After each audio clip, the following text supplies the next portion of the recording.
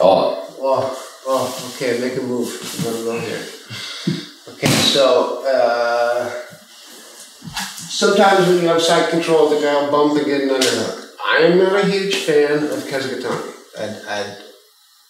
It's risky. You get a really squirmy guy that can hip out and get away, get your back taken, or you get reversed. If someone's bigger than you, it can be super risky.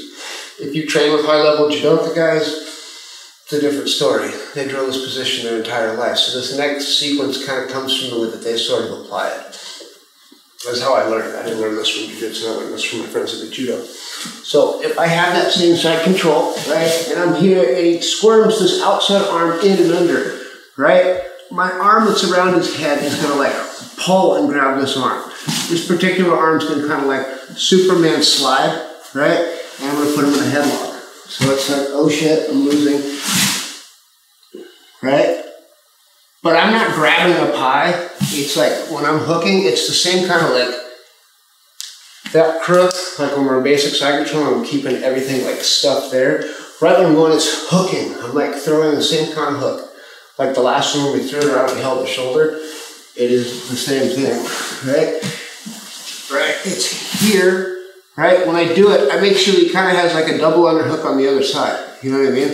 So it's I'm in trouble, right? Digs it under, start to boom, right? I cup, and I walk my hip up, right? Like basic Kasa Gatame. You can hold your hip if you want, if you feel uncomfortable.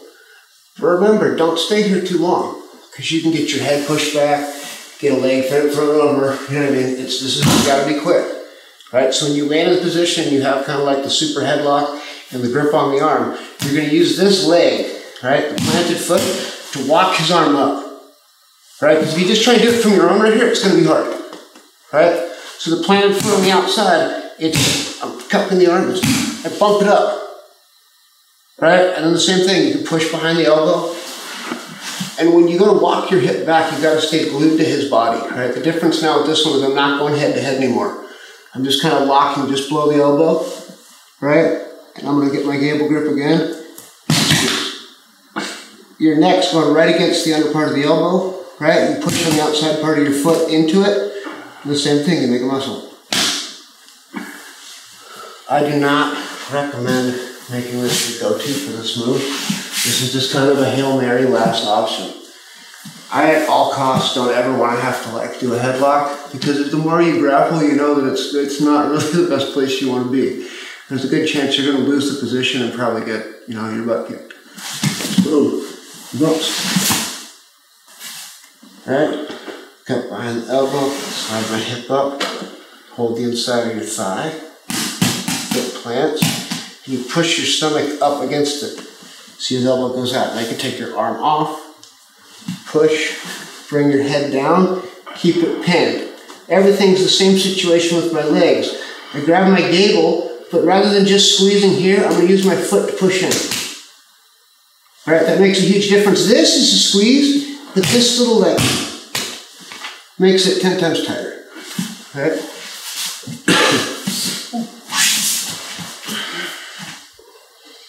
Hang on. Muscle spasm. Too many head and arm chokes.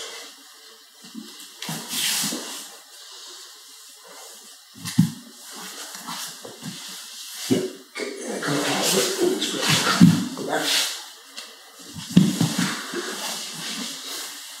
Arm goes around, right? The other one grabs behind the elbow and slides. If you push it, super headlock, grip behind the arm, slide my hip, grab the inside of my leg. I walk my hip up with the pushing foot. It brings that one up. Even if they try and hang on, that, keep pushing, it hurts. No one lifts weights like this, right? They're all doing this shit and lifting this way and, you know, up. No one's doing it this way. So that little push makes it uncomfortable. Now I put my hand behind for extra security, and I have time to kind of walk things around. Head goes against it, I turn, gable grip, push on that foot. See the discoloration? That's what you want. You know you're strangling someone the right way and they're turning a different color. You don't want to neck crank somebody, because they change no color, they just get mad. You know what I mean?